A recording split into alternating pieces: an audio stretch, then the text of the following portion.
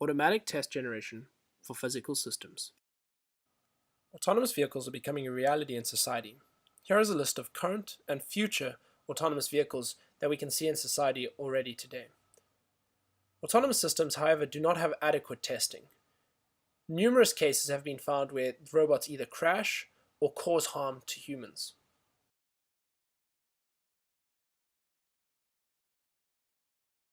For our project, we'll be using a differential drive Husky robot. We'll be changing the laser scanner and trying to find differences in the robot's behavior due to these hardware changes. The question we'll be asking is it possible to create test cases that identify differences in robot behavior brought about by hardware changes? This shows how we went about generating these automatic test cases. The green blocks show code that was already there, while the red blocks show our work. We modeled our problem as a set of constraints, the first being the blind spot constraint.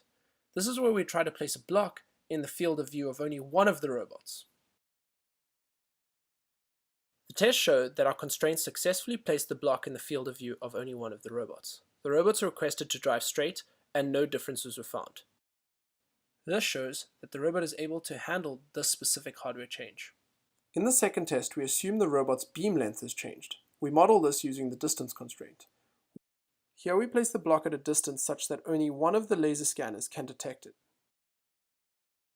These tests produce obviously buggy results. The shorter range caused software to identify false objects in front of it. The robot was then unable to produce a path to its goal. We assume this is due to an incorrect obstacle detection threshold value, or a bug in the laser scanner driver. For our final test, we assumed that the sampling rate of the laser scanners had changed. We used the size constraint to try and generate a block of the correct size such that it would fit in between samples of one of the laser scanners. These tests also produced interesting results. The robot with more samples actually got stuck and was unable to proceed on its trajectory. The robot with fewer samples collided with the pole. Both of these are undesired behaviors.